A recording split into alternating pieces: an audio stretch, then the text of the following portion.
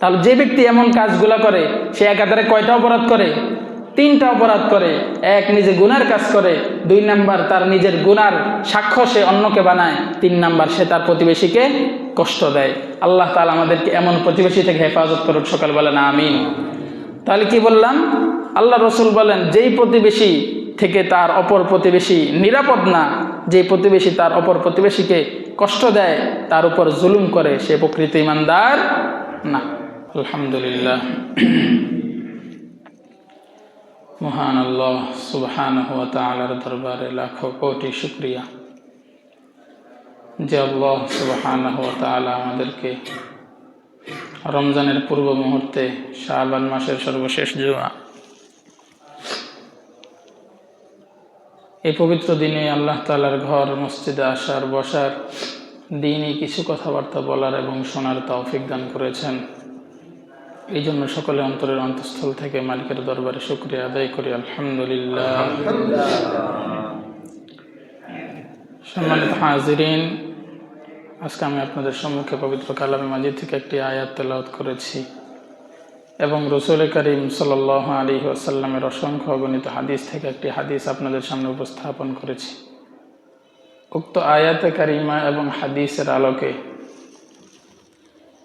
প্রতিবেশীর হক কি, এই সম্পর্কে কিছু আলোচনা করার চেষ্টা করব। আল্লাহ তাআলা তৌফিক দান করুক, সকলে বলেন আমিন। রমজানের আগ মুহূর্তে এখন বেশিরভাগ জায়গায় আলোচনা হবে রমজান নিয়ে, রমজানের করণীয় বর্জনীয়, রমজানের গুরুত্ব ফজিলত এই সম্পর্কে। রমজানের গুরুত্ব, ফজিলত, করণীয় বর্জনীয় এগুলো তো আপনারা বহু শুনেছেন। সামনে রমজান মাস আসতেছে, তখন আরও শুনবেন। তো আজকে আমি আপনাদের সম্মুখে প্রতিবেশীর হক এই বিষয়টা নির্বাচন করেছি। বিষয়টা কি? প্রতিবেশীর হক। কেন এই বিষয়টা নির্বাচন করছি সামনে গিয়ে ইনশাল্লাহ বলবো। তো আমরা আসুন এই প্রতিবেশীর হক সম্পর্কে কিছু আলোচনা শুনি। আল্লাহ তাআলা এই নির্দিষ্ট বিষয় সম্পর্কে এমন কিছু কথা আমাকে বলার তৌফিক দান করুক, যে কথাগুলো বলার মাধ্যমে আপনাদের শুনলে আপনাদেরও ফায়দা হবে, আমি বলার দ্বারা আমারও ফায়দা হবে, সকালে বলেন আমিন। সম্মানিত হাজিরিন, মানুষ দুনিয়াতে এমনভাবে আসে নাই যে আল্লাহ তাআলা মানুষকে জান্নাতে সৃষ্টি করে সরাসরি দুনিয়াতে পাঠিয়ে দিয়েছেন, বিষয়টা এমন না। জান্নাতে শুধুমাত্র আল্লাহ তাআলা হযরত আদম আলাইহিস সালাতু ওয়াস সালাম এবং হাওয়া আলাইহিস সালাতু ওয়াস সালামকে কি করেছেন? সৃষ্টি করেছেন। এরপরে এই দুইজনকে দুনিয়াতে পাঠিয়েছেন। এর পরবর্তী আদম সন্তান মানুষের পরম্পরা সৃষ্টি হয়েছে কিভাবে? আদম এবং হাওয়া আলাইহিস সালাতু ওয়াস সালামের মাধ্যমে। হযরত হাওয়া আলাইহিস সালামের গর্ভের মাধ্যমে একের পর এক সন্তান দুনিয়াতে এসেছে, তাদের মাধ্যমে বংশ বিস্তার হয়েছে। তাহলে এই যে মানুষ সূচনাতেই যখন তার জন্ম হয়, তখন জন্ম হওয়ার সাথে সাথেই সে একটা পরিবার খুঁজে পায়। তার বাবা, তার মা, তার দাদা দাদি অথবা নানা নিয়ে এই নিয়ে একটা সে পরিবার কি অটোমেটিক পেয়ে যায় জন্মের সাথে সাথে। এই পরিবার, সমাজের মধ্যে এক পরিবারের সাথে আবার আরেক পরিবারের বসবাস, এই একাধিক পরিবার নিয়ে গড়ে ওঠে সমাজ। আর কয়েকটা সমাজ নিয়ে একটা গ্রাম, আবার কয়েকটা গ্রাম নিয়ে একটা ওয়ার্ড, ইউনিয়ন, এভাবে হতে থাকে। এক কথা বলতে গেলে মানুষ একা থাকতে পারে না। মানুষ একদম শুরু থেকে প্রতিবেশী বান্ধব। মানুষ চলতে গেলে, দুনিয়াতে চলাফেরা করতে গেলে তার কি লাগে? প্রতিবেশী লাগে, অন্য মানুষের সঙ্গ লাগে, অন্য মানুষের প্রয়োজন তার পড়ে। এই জন্য প্রতিবেশী যেহেতু আমাদের এত প্রয়োজনীয় একটা জিনিস, তাই রাসূল করিম সাল্লাল্লাহু আলাইহি ওয়াসাল্লাম এবং আল্লাহ তাআলা প্রতিবেশীর প্রতি এত গুরুত্ব দিয়েছেন। সম্মানিত হাজিরিন, প্রতিবেশী বলতে কাকে বোঝায়? আমরা হয়তো অনেকে ধারণা করতে পারি যে আমার ঘরের কাছে যে বসবাস করে সে আমার প্রতিবেশী। এটা ঠিক আছে, সে আমার প্রতিবেশী, কিন্তু প্রতিবেশী শুধু এতটুকুতেই সীমাবদ্ধ না। প্রতিবেশীর অনেক শ্রেণীবিন্যাস আছে। এই যে আপনারা মসজিদে জুমার দিন এখন এসেছেন, এসে বয়ান শুনতেছেন, বয়ান শোনার সময় আপনার পাশে যে বসে আছে সেও আপনার প্রতিবেশী। সে আপনার কি প্রতিবেশী। আবার আপনার এক জায়গায় আপনার একটা জমিন আছে, আপনার জমিনের পার্শ্ববর্তী আরেকজন মালিকের আরেকটা জমিন আছে, ওই জমিনওয়ালাও আপনার কি প্রতিবেশী। এরকমভাবে দুনিয়া চলার ক্ষেত্রে এরপরে কথার কথা, আপনি কোথাও চাকরি করেন, ব্যবসা বাণিজ্য করেন, আপনার দোকান আছে, আপনার দোকানের পার্শ্ববর্তী যে দোকানটা, ওই দোকানদার আপনার কি প্রতিবেশী। আপনি যে অফিসের মধ্যে চাকরি করেন, যে ডেস্কের মধ্যে বসে আপনি আপনার অফিসের কার্যক্রম করেন, আপনার ডেস্কের পাশে আরেক ডেস্কের মধ্যে যে বসে আছে অফিসের কার্যক্রম করতেছে, সেও আপনার কি প্রতিবেশী। সুতরাং আমাদের চলার ক্ষেত্রে আমাদের জীবনের বিভিন্ন ক্ষেত্রে প্রতিবেশী আমাদের জন্য লাজেম, অপরিহার্য বিষয়। সব জায়গায় প্রতিবেশী আছে, প্রতিবেশীর প্রয়োজন আছে। শুধু আমার ঘরের পাশে যে প্রতিবেশী, সেই শুধু প্রতিবেশী নয়, বরং প্রতিবেশী অনেক বিস্তর একটা বিষয়। সম্মানিত হাজিরিন, এই প্রতিবেশীর মধ্যে রয়েছে অনেক শ্রেণীবিন্যাস। রাসূল করিম সাল্লাল্লাহু আলাইহি ওয়াসাল্লাম একটা হাদিসের মধ্যে ইরশাদ করেন যে সাধারণত প্রতিবেশীর মধ্যে 3টা শ্রেণীবিন্যাস থাকে হকের দিক দিয়ে। এক, এমন প্রতিবেশী যার শুধু প্রতিবেশীর হওয়ার জন্য তার একটা কি আছে, হক আছে। সে কোন প্রতিবেশী? যে কোনো অমুসলিম কিন্তু তোমার ঘরের পাশে তার বসবাস, এই শুধু তোমার প্রতিবেশী হিসাবে তোমার ঘরের কাছে থাকা কারণে, তোমার ঘরের পাশে অবস্থান করার কারণে সে তোমার প্রতিবেশী। এই প্রতিবেশী শুধু একটা হক। এরপরে আরেকজন প্রতিবেশী যার তোমার উপর 2টা হক রয়েছে। সে কে? তোমার ঘরের পাশে যার বসবাস, পাশাপাশি সে একজন মুসলিম। সে একজন কি? মুসলিম। তোমার প্রতিবেশী হিসাবে তার একটা হক আছে, এবং সে যে তোমার একজন মুসলমান ভাই, ওই মুসলমান ভাই হিসাবে তার আরেকটা হক। তাহলে এই প্রতিবেশীর কয়টা হক? 2টা। আরেকজন প্রতিবেশী যার তোমার উপর হক রয়েছে 3টা। একে তো সে তোমার ঘরের পার্শ্ববর্তী বসবাস করে, এরপরে সে একজন মুসলমান, তৃতীয়ত সে তোমার আত্মীয়। এই যে প্রতিবেশী, এই প্রতিবেশীর আরেকজন প্রতিবেশীর উপর কয়টা হক? 3টা হক রয়েছে। এই প্রতিবেশী হচ্ছে সবচেয়ে উত্তম প্রতিবেশী। সম্মানিত হাজিরিন, এই প্রতিবেশীর হকগুলা রক্ষা করতে হবে। পবিত্র কালামে মাজিদে আল্লাহ সুবহানাহু ওয়া তাআলা প্রতিবেশীর হক রক্ষা করতে বলেছেন। আল্লাহ তাআলা বলেন, ওয়া'বুদুল্লাহা ওয়া লা তুশরিকু বিহি শাইআ। তোমরা আল্লাহ তাআলার ইবাদত বন্দেগী করো, ওয়ালা তুশরিকু বিহি শাইআ, কিন্তু আল্লাহ তাআলার সাথে কোনো জিনিসের শিরিক তোমরা করবা না। আর কি করবা? ওয়াবিল ওয়ালিদাইনি ইহসানা, পিতামাতার সাথে সদাচরণ করো। ওয়াবিদিল কুরবা, তোমার আত্মীয় স্বজন। ওয়াবিদিল কুরবা ওয়াল জারিল জুনুব, তোমার নিকট আত্মীয় এবং তোমার কাছের প্রতিবেশী। ওয়াল জারিল জুনুবি, এবং দূরের প্রতিবেশী। অসহিবি, তোমার সাথী সঙ্গী। বিল জাম্বি ওয়াবনিস সাবিল, এবং রাস্তায় চলাকালে তোমার যে মুসাফির আছে, এদের সবার সাথে তুমি কি করো? সদাচরণ করো। তাহলে আল্লাহ সুবহানাহু ওয়া তাআলা এই আয়াতের মধ্যে অনেকের সাথে সদাচরণ করার কথা বলেছেন। এর মধ্যে পিতামাতা আছে, সাথী সঙ্গী আছে, নিকট আত্মীয় আছে, তারপরে মুসাফির আছে। কিন্তু এগুলোর মধ্যে আরও 2টা আছে, একটা হচ্ছে নিকটবর্তী প্রতিবেশী, আর একটা হচ্ছে দূরবর্তী প্রতিবেশী। তাহলে এই যে এতগুলো মানুষের সাথে সদাচরণ করার কথা আল্লাহ তাআলা বললেন, এদের মধ্যে প্রতিবেশীর কথাও আল্লাহ তাআলা কি করেছেন? বলেছেন। এর দ্বারা বোঝা যায় প্রতিবেশীর সাথে সদাচরণ করতে হবে, প্রতিবেশীর হক কি। তো পবিত্র কালামে মাজিদ থেকে আমরা আয়াত শুনলাম। এবার আসেন দেখি রাসূল করিম সাল্লাল্লাহু আলাইহি ওয়াসাল্লাম প্রতিবেশী সম্পর্কে কিছু বলেছেন কিনা। প্রতিবেশী সম্পর্কে রাসূল করিম সাল্লাল্লাহু আলাইহি ওয়াসাল্লাম বহু হাদিস ইরশাদ করেছেন। এর মধ্যে একটা হচ্ছে আল্লাহ রাসূল সাল্লাল্লাহু আলাইহি ওয়াসাল্লাম হাদিসের মধ্যে ইরশাদ করেন, মা জালা জিবরাইলু ইউসিনি আনিল জাওয়ার আবা আনিল জিওয়ার, যে হযরত জিবরাইল আমিন সব সময় আমাকে প্রতিবেশীর ব্যাপারে কি করতেন? সতর্ক করতেন, প্রতিবেশীর ব্যাপারে উপদেশ দিতেন।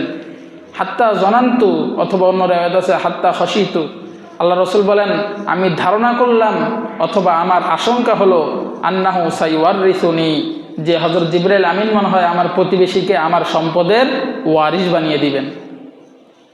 এত বেশি প্রতিবেশীর হক সম্পর্কে জিবরাইল আমিন আমাকে বলতেন, আমি ভাবতাম এক সময় হয়তো তিনি কি করবেন? প্রতিবেশীকে আমার সম্পদের ওয়ারিস বানিয়ে দিবেন। তাহলে কত গুরুত্বপূর্ণ একটা বিষয়, প্রতিবেশীর হক কি দেখেন। এরপরে যে ব্যক্তির প্রতিবেশী তার কাছ থেকে কষ্ট পায়, ওই প্রতিবেশী আল্লাহ রসুল বলেন সে কিনা প্রকৃত ঈমানদার না।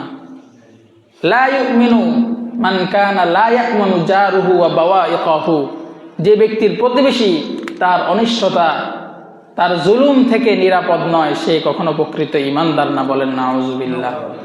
আমাদের আশেপাশে কি এমন প্রতিবেশী নাই যারা আমাদের উপর জুলুম করে? আছে না? কেউ কথা দিয়ে জুলুম করে, কেউ তার আচরণ দিয়ে জুলুম করে, কেউ অন্যান্য বিভিন্নভাবে আমাদের উপর জুলুম করে, আমাদেরকে কষ্ট দেয়। আছে না এমন প্রতিবেশী? এই সমস্ত প্রতিবেশী আল্লাহ রসুল সাল্লাল্লাহু আলাইহি ওয়াসাল্লামের ভাষায় এরা কি না প্রকৃত ঈমানদার না। সম্মানিত হাজিরিন, আমাদের ঘরের আশেপাশে প্রতিবেশী আছে, দিন নাই রাত নাই বক্স একটা আছে, এটার মধ্যে কতক্ষণ গান বাজায়, কতক্ষণ ওয়াজ, কতক্ষণ এটার মধ্যে ডিজে পার্টির বিভিন্ন চলে, মানে একটার পর এক। আপনার শুনতে মন চায় বক্স বাজি, আপনি গান শুনবেন, আপনি নিজেরটা নিজে শুনেন, প্রতিবেশীকে কেন কষ্ট দেন? এরকম শুধু আমাদের ঘরের পাশে নয়, বহু মানুষের আশেপাশে এরকম আছে যারা গান শুনে না। এই যে লোক যে এমন করতেছে, সে একসাথে অনেকগুলো অপরাধ করতেছে। কি একটা অপরাধ? একে তো গান শোনা, এটা একটা কি অপরাধ? অপরাধ কি না? গান শোনা কি জায়েজ আছে? গান শোনা জায়েজ নাই। তাহলে এই না জায়েজ কাজ করা, এটা তার একটা গুনাহ। 2 নাম্বার, কাল কিয়ামতের ময়দানে আল্লাহ তাআলা অনেক গুনাহগারকে কি করবেন? তার গুনাহগুলো ক্ষমা করে দিবেন। কোন গুনাহ? যেই গুনাহগুলো গোপনে করেছে, দুনিয়ার কোনো মানুষ দেখে নাই, এই গুনার সম্পর্কে দুনিয়ার কোনো মানুষ জানে না, ওই গুনাহগুলো আল্লাহ তাআলা চাইলে কি করবেন? ক্ষমা করে দিবেন। কিন্তু যে ব্যক্তি গান তো শুনে শুনে জোরে জোরে গান বাজিয়ে অপরকেও শোনায়, সে কি করতেছে? একে তো গান শোনার অপরাধ করতেছে, দ্বিতীয়ত তার এই গুনার সাক্ষী সে মানুষকে বানাইতেছে। সে যে গান শুনতেছে, এই নাজায়েজ কাজ করতেছে, এত জোরে জোরে বাজানোর কারণে তার এই গুনার সাক্ষী তার আশেপাশের মানুষকে সে কি করতেছে? বানাচ্ছে। এই হচ্ছে আরেকটা অপরাধ। 3 নাম্বার, এই যে জোরে জোরে বক্স বাজায়, জোরে জোরে গান বাজায়, আশেপাশের ঘরের মধ্যে বাচ্চারা থাকে, বাচ্চারা বিভিন্ন সময় ঘুমায়, এরপরে রাত নাই দিন নাই, তারা বক্সের আওয়াজ শুনতে তাদের কষ্ট হয়, এই প্রতিবেশীকে কষ্ট দেওয়া, এটা আরেকটা অপরাধ। তাহলে যে ব্যক্তি এমন কাজগুলো করে, সে একাধারে কয়টা অপরাধ করে? 3টা অপরাধ করে। এক, নিজে গুনার কাজ করে। 2 নাম্বার, তার নিজের গুনার সাক্ষ্য সে অন্যকে বানায়। 3 নাম্বার, সে তার প্রতিবেশীকে কষ্ট দেয়। আল্লাহ তাআলা আমাদেরকে এমন প্রতিবেশী থেকে হেফাজত করুক, সকাল বলেন আমিন। তাহলে কি বললাম? আল্লাহ রসুল বলেন যেই প্রতিবেশী থেকে তার অপর প্রতিবেশী নিরাপদ না, যে প্রতিবেশী তার অপর প্রতিবেশীকে কষ্ট দেয়, তার উপর জুলুম করে, সে প্রকৃত ঈমানদার না। এরপরে আল্লাহ রসুল সাল্লাল্লাহু আলাইহি ওয়াসাল্লাম আরেকটা হাদিসের মধ্যে ইরশাদ করেন যে প্রতিবেশীর অভিশাপ কিন্তু লেগে যায়। এক ব্যক্তি রসুল করিম সাল্লাল্লাহু আলাইহি ওয়াসাল্লামের কাছে আসলো, আসার পরে তিনি তার প্রতিবেশীর সম্পর্কে অভিযোগ দিল যে আমার প্রতিবেশী তো আমাকে কি করে? কষ্ট দেয়। রসুল করিম সাল্লাল্লাহু আলাইহি ওয়াসাল্লাম বললেন, ইরজি' ফাসবির, তুমি ফিরে যাও এবং গিয়ে কি করো? ধৈর্য ধারণ করো। তো সে ব্যক্তি চলে গেল, আবার হাত্তা যা, আবার ফিরে আসলো। আসার পরে আবারও তার প্রতিবেশী সম্পর্কে কি করলো? অভিযোগ দিল। রসুল করিম সাল্লাল্লাহু আলাইহি ওয়াসাল্লাম দ্বিতীয়বারও তাকে কি বললেন? ইরজি' ফাসবির, ফিরে যাও এবং তুমি কি করো? ধৈর্য ধারণ করো। তৃতীয়বার ওই ব্যক্তি আবার আসলো, আসার পরে আবারও তার প্রতিবেশী সম্পর্কে অভিযোগ দায়ের করলো। রসুল করিম সাল্লাল্লাহু আলাইহি ওয়াসাল্লাম বললেন, ইরজি', তুমি ফিরে যাও এবং ফিরে গিয়ে তোমার যে আসবাবপত্র আছে এগুলি তুমি তোমার ঘরের বাহিরে ফেলে রাখো, রাস্তার মধ্যে ফেলে রাখো। তো সে ব্যক্তি রসুল করিম সাল্লাল্লাহু আলাইহি ওয়াসাল্লামের এই কথা শুনে তার ঘরে ফিরে গেল। ঘরে ফিরে যাওয়ার পর তার আসবাবপত্র সে বাহিরে ফেলে রাখলো। প্রতিমধ্যে লোকেরা তার ঘরের পাশ দিয়ে যাওয়ার সময় এই তার ঘরের আসবাবপত্র বাহিরে পড়ে থাকতে দেখে জিজ্ঞেস করলো, কি অবস্থা? তুমি তোমার এই আসবাবপত্র বাহিরে ফেলে রেখেছো কেন? তখন সে বলল, এই অবস্থা। আমি রসুল করিম সাল্লাল্লাহু আলাইহি ওয়াসাল্লামের কাছে বারবার আমার প্রতিবেশীর অভিযোগ নিয়ে গিয়েছি, আল্লাহ রসুল আমাকে ধৈর্য ধারণ করার কথা বলেছেন। তৃতীয়বার আল্লাহ রসুল আমাকে এই কাজ করতে বলেছেন। এই কথা শোনার পর ওই যে যারা এই অবস্থা পর্যবেক্ষণ করেছে, এরা সবাই ওই যে প্রতিবেশী যে তাকে কষ্ট দিত তাকে লানত দেওয়া শুরু করেছে। তোমার উপর আল্লাহ লানত বর্ষিত হোক, তুমি কেন তাকে কষ্ট দিতে? এই অবস্থা দেখে ওই যে জালেম প্রতিবেশী সে দৌড়ে ফিরে আসলো। আসার পরে বলল যে তুমি তোমার সামানপত্র তোমার ঘরে ফিরে নাও, আশা করি এখন থেকে আর আমি তোমাকে কোনো কষ্ট দিব না। তাহলে প্রতিবেশীকে কষ্ট দেওয়া এটা অভিশাপ হাসিল করার, অভিশাপ পাওয়ার একটা কি কারণ। এই জন্য কোনো প্রতিবেশীকে কি দেওয়া যাবে না, কষ্ট দেওয়া যাবে না। এরপর আসেন সম্মানিত হাজিরিন, রাসূল করিম সাল্লাল্লাহু আলাইহি ওয়াসাল্লাম আর কি বলেছেন প্রতিবেশী সম্পর্কে? আমি কতটুকু ভালো আল্লাহ তাআলার কাছে এটা কিভাবে বিবেচ্য হবে?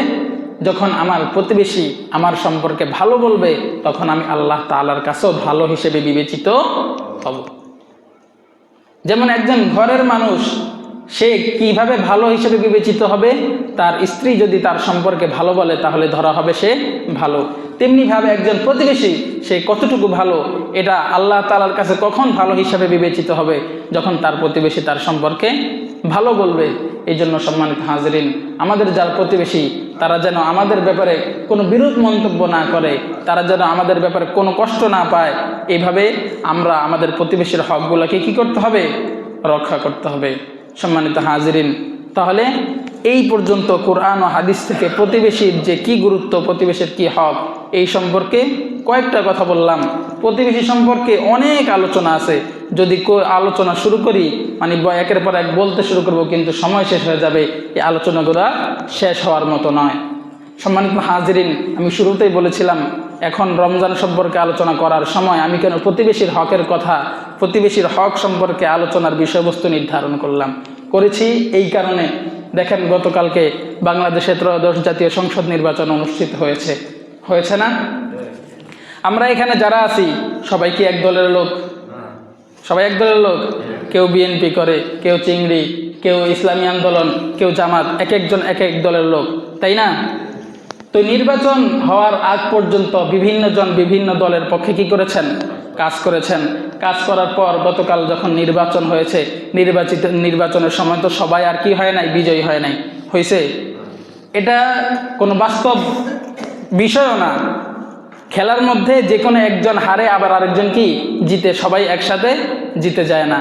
এখন আমার এই বিষয়টা নির্ধারণ করার এটাই কারণ, আমি নির্বাচনে যার পক্ষেই কাজ করেছি, আমার কি করা যাবে না, যারা বিশেষ করে বিজয় হয়েছে, অপরজনকে যারা তাদের পক্ষে কাজ করে নাই, তারাও তো তাদের প্রতিবেশী, এদের প্রতি কোনো ধরনের জুলুম করা যাবে না। নির্বাচনের সময় আসলে কিছু মানুষ এমন রূপ ধারণ করে, তার নিজের কাছের চাচা, জ্যাঠা, ভাই, এদের সাথে এমন ব্যবহার করে মনে হয় যে সে তাদেরকে চিনেই না। অথচ ঘর থেকে বাহির হইলে এই চাচার মুখ সে দেখতে পায়, তার ভাইয়ের মুখ সে দেখতে পায়, একসাথে তারা মসজিদে গিয়ে নামাজ পড়ে, একসাথে বাজার ঘাট করে, একসাথে আড্ডা দেয়। কিন্তু নির্বাচন আসলে মনে হয় যে একজন আরেকজনকে চিনে না। নির্বাচন যখন চলে যায়, যে প্রার্থী নির্বাচিত হয়, সে আবার অন্যদের উপরে জুলুম করা শুরু করে। সম্মানিত হাজিরিন, যার জন্য কাজ করেছেন, হয়তো কেউ একজন বিজয়ী হয়েছে, আপনি বিজয়ী হওয়ার কারণে অন্যকে জুলুম করা, এটা কোনোভাবেই কি করে না, ইসলাম সমর্থন করে না। বরং আপনার দায়িত্ব অনেক গুণে বেড়ে গিয়েছে। একজন জনপ্রতিনিধি, সে জনগণের ভোটে কি হয়েছে, নির্বাচিত হয়েছে। এখন সে জনপ্রতিনিধি নির্বাচিত হওয়ার কারণে সে কি এমন করবে যে যারা তার পক্ষে ছিল তাদের জন্যই কাজ করবে, অন্যদের জন্য কাজ করবে না? বিষয়টা কি এমন না। বরং তার ওই আসনের যত জনগণ আছে, চাই তার পক্ষে হোক অথবা বিপক্ষে হোক, সবার জন্যই কি করতে হবে, তার কাজ করতে হবে। সম্মানিত হাজিরিন, এই নির্বাচনের সময়টাতে, যখন আমরা এই সময়টাতে আসছি, এই সময়টাতে কোনো মানুষ অন্য মানুষের প্রতি কোনো ধরনের জুলুম করবেন না। কেউ কাউকে কথা দিয়ে অন্তত কষ্ট দিবেন না। একজন কবি একটা কবিতা বলেছে, জারাহাতুল লিসান লাহা ইলতিয়াম ওয়ালা ইয়ালতামু মা জারাহাল লিসান। জিহ্বার মধ্যে যদি কোনো ধরনের ক্ষতের সৃষ্টি হয়, এই ক্ষত নিরাময় করার জন্য ঔষধ আছে। জিহ্বার মধ্যে ক্ষত হলে এই ক্ষত নিরাময় করার জন্য কি আছে? ঔষধ আছে। কিন্তু জিহ্বার দ্বারা যেই ক্ষতের সৃষ্টি হয়, অর্থাৎ কথার দ্বারা যেই ক্ষতের সৃষ্টি হয়, এই ক্ষত নিরাময় করার কোনো ঔষধ নাই। আপনি নির্বাচনে বিজয়ী হয়ে আপনার প্রতিবেশী, আপনার আপনজন, কাছের লোককে এমন কোনো কথা বললেন, সে কষ্ট পেল, হয়তো আপনার প্রভাব প্রতিপত্তির কারণে সে আপনাকে কিছু বলল না, কিন্তু এই যে অন্তরের মধ্যে একটা আঘাত সে পেল, এটা চিরজীবন তার মনে থাকবে। কাল কিয়ামতের ময়দানে হয়তো সে আপনাকে আল্লাহ তাআলার কাঠগড়ায় দাঁড় করিয়ে দিবে। সম্মানিত হাজিরিন, তাহলে বোঝা গেল যে এই যে বিষয়টা নির্বাচন করেছি এটার একমাত্র কারণ কি, এই নির্বাচনকে কেন্দ্র করে আমরা একে অপরের ভাই, একে অপরের আত্মীয় স্বজন, কাছের মানুষ, এলাকার মানুষ, বাড়ির মানুষ, আমরা যেন একজন আরেকজনের প্রতি কোনো ধরনের বিদ্বেষ না রাখি। নির্বাচনের আগ পর্যন্ত আমি যার যার দল করছি সব শেষ, এখন সবাই মিলে একসাথে কিভাবে আমাদের গ্রাম, আমাদের বাড়ি, আমাদের সমাজ, আমাদের রাষ্ট্রকে বিনির্মাণ করা যায়, আমরা সবাই কি করব, একসাথে কাজ করব। কেউ কারো প্রতি বিদ্বেষ রাখবো না, কেউ সহিংস আচরণ করব না। সম্মানিত হাজিরিন, এই যে যারা গণতন্ত্রের কথা বলে, গণতন্ত্র মানে তো সহিংসতা না। গণতন্ত্রের মধ্যে সবাই তার স্বাধীনভাবে তার মতামত প্রকাশ করতে পারবে।